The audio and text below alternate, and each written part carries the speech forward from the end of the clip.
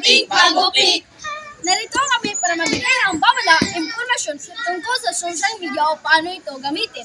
Itaguyod ang maging responsable sa paggamit ng social media upang maiwasan ang maling impormasyon, cyberbullying at hindi ligtas na pakikisalamuha online. Layunin ng bawat mamamayan ay maging mapanuri, marespeto at responsable sa paggamit ng internet.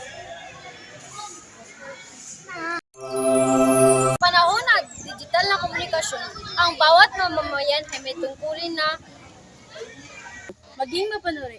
Huwag basta maniwala sa nababasa, sigurin tamang informasyon bago ito ipakalat. Maging marespeto, iwasan ang panlalait, hate speech at fake news. Tratuhin ang iba na may dignidad. Maging ligtas, protektahan ang personal na impormasyon at iwasan ang pakikipag-ugnayan sa mga kahina-hinalang account. Maging responsable. Alalahanin may epekto sa iba. Ang bawat post, comment at share na ginagawa natin online.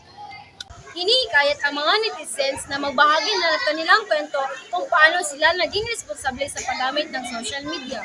Infographic at media source. Magpapalabas na educational materials tungkol sa tamang etiquette ng social media. Seminar at webinar para sa mga kabataan, estudyante at magulang upang ituro ang ligtas at mapanagutang paggamit ng internet. Community pledge. Magpapakalat ng digital pledge saan maaaring pumirma ang mga mamayan bilang tanda ng kanilang pangako maging responsible social media users. Magsimula sa sarili. Maging halimbawa ng tamang asal online.